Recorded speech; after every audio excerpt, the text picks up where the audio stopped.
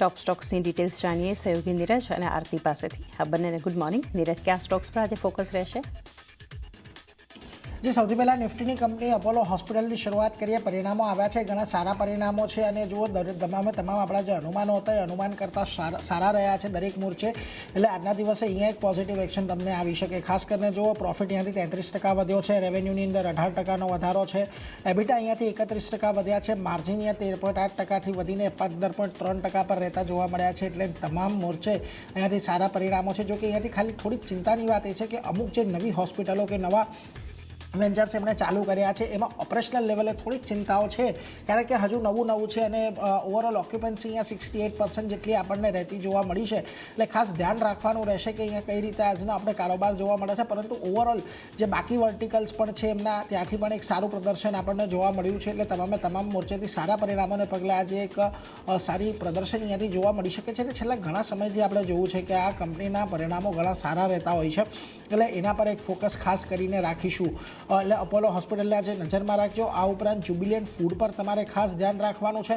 નબળા પરિણામો છે, પ્રોફિટ જુઓ 14% જેટલો ઘટ્યો છે, રેવન્યુમાં માત્ર 6.5%નો વધારો છે, એબિટા અહીંયાથી 11.5% જેટલા વધ્યા છે અને માર્જિન 19.6%થી વધીને 20.5% પર રહેતા જોવા મળ્યા છે।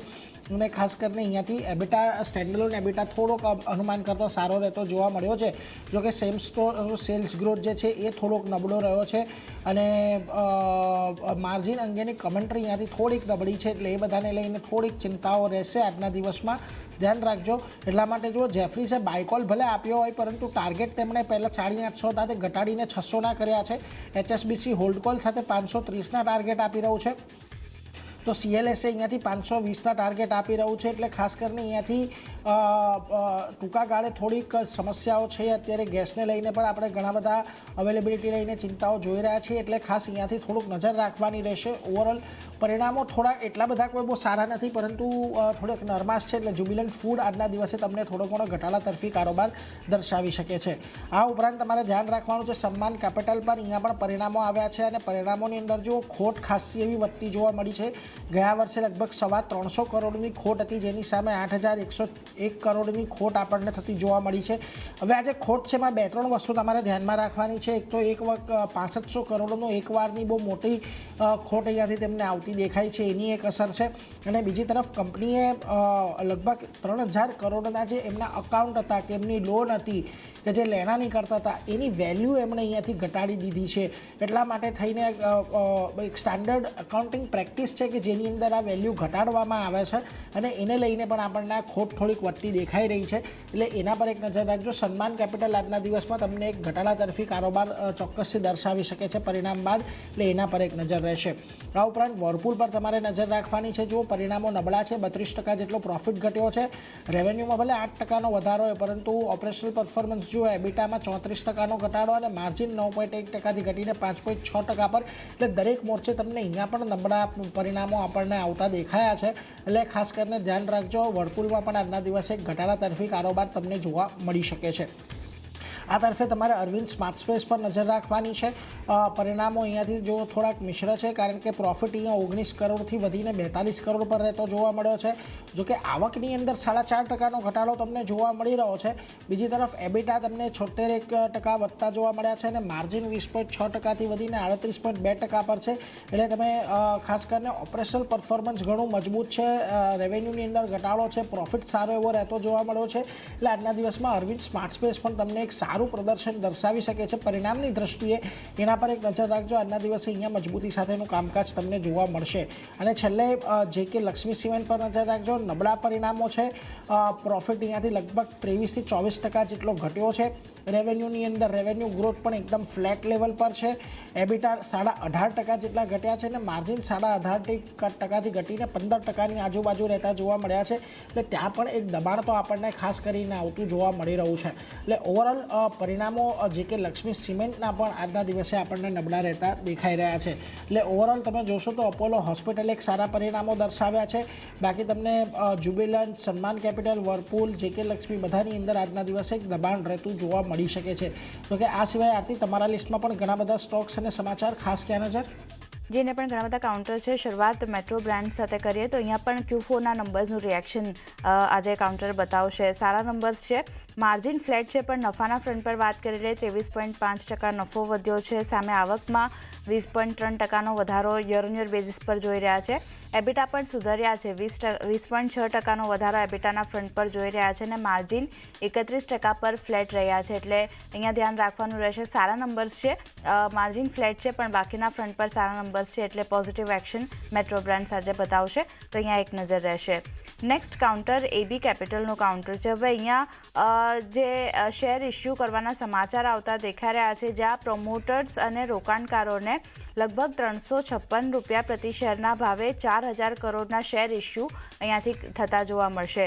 ગ્રાસિમ, સૂર્યજા ઇન્વેસ્ટમેન્ટ અને IFCને પ્રેફરન્શિયલ બેઝિસ પર શેર ઇસ્યુ કરવામાં આવશે. આદિત્ય બિરલા ગ્રુપની પ્રમોટર ગ્રુપ એન્ટિટી કંપની છે સૂર્યજા ઇન્વેસ્ટમેન્ટ, જેને અહીંયાથી શેર ઇસ્યુ કરવામાં આવશે, એટલે ધ્યાન રાખવાનું છે. ગ્રાસિમને કેટલા શેર ઇસ્યુ કરવામાં આવશે તો 8.08 કરોડ શેર્સ, સૂર્યજા ઇન્વેસ્ટમેન્ટને 56.17 લાખ અને IFCને 2.58 કરોડ શેર અહીંયાથી ઇસ્યુ કરવામાં આવશે. એટલે ધ્યાન રાખવાનું છે. આ સમાચાર જે રીતે બનતા દેખાઈ રહ્યા છે, આજે આદિત્ય બિરલા કેપિટલ એક ફોકસમાં રાખવાનું છે.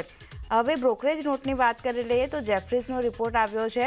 બાય રેટિંગ આપી રહ્યા છે તેઓ 425 રૂપિયા પ્રતિ શેરના લક્ષ્ય સાથે. અને જે કેપિટલ વધારવાની અનાઉન્સમેન્ટ કંપની તરફથી કરવામાં આવી છે આ પ્રેફરન્શિયલ ઇસ્યુ દ્વારા, એ ખાસ કરીને પોઝિટિવ અહીંયા બ્રોકરેજ જોઈ રહ્યા છે, એટલે બાય રેટિંગ આપી રહ્યા છે. નજર રહેશે. નેક્સ્ટ ગ્લેનમાર્ક ફાર્માનું કાઉન્ટર છે. અહીંયા પણ પોઝિટિવ સમાચાર છે. નવા કેન્સર મોલેક્યુલની જાહેરાત કરવામાં આવી છે. કંપનીએ નવા કેન્સર મોલેક્યુલ ISB 2301ની જાહેરાત અહીંયાથી કરી છે. સબસિડરી IGIએ કેન્સરની સારવાર માટે નવા ડેવલપમેન્ટ જે કેન્ડિડેટ છે ISB 2301 એની સત્તાવાર જાહેરાત કરી છે. અને આ ISB 2301 જે છે તે શરીરમાં રહેલા કેન્સર કોષો સામે લડવા માટે રોગ પ્રતિકારક શક્તિને મલ્ટિપલ લેવલ પર એક્ટિવ અહીંયાથી કરે છે. આ સાથે જ સોલિડ ટ્યુમર્સની સારવાર માટે આ દવાનો ઉપયોગ અહીંયાથી કરવામાં આવશે. એટલે નવા કેન્સર મોલેક્યુલની જે રીતે જાહેરાત કરવામાં આવી છે, ગ્લેનમાર્ક ફાર્મા આજે અહીંયા એક પોઝિટિવ એક્શન આ સમાચારના લીધે આપણને આવતી દેખાઈ શકે છે, તો અહીંયા એક ધ્યાન રાખવાનું છે. નેક્સ્ટ કાઉન્ટર ફોકસમાં પેસ ડિજિટેકનું કાઉન્ટર છે. વર્ક ઓર્ડર કંપનીને મળ્યો છે, જ્યાં BSNL પાસેથી 264.7 કરોડનો એડવાન્સ વર્ક ઓર્ડર મળ્યો છે.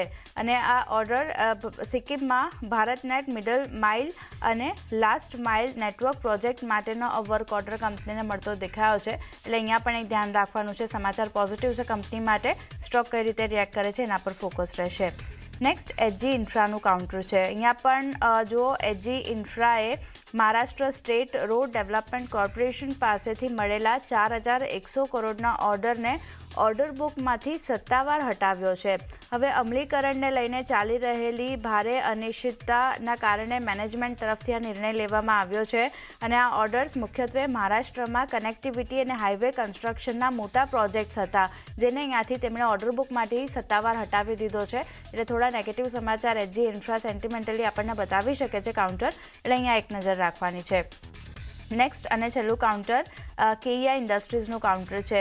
અધિગ્રહણ માટેના કરાર કરવાના સમાચાર આવતા દેખાઈ રહ્યા છે અહીંયા, જ્યાં સોલાર ક્રાફ્ટ પાવર ઇન્ડિયા 24માં 26% હિસ્સાના અધિગ્રહણ માટે કરાર કરવામાં આવ્યા છે. લગભગ 5.90 કરોડમાં આ 26% હિસ્સાનું અધિગ્રહણ અહીંયાથી કંપની કરતી જોવા મળશે.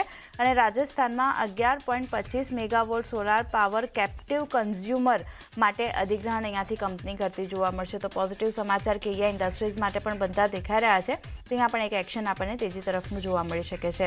તો ચાંદની ઘણા બધા કાઉન્ટર જે નીરજે જણાવ્યા, મેં જણાવ્યા, બધા ફોકસમાં રહેશે. જી, આ બધા સ્ટોક્સ આજે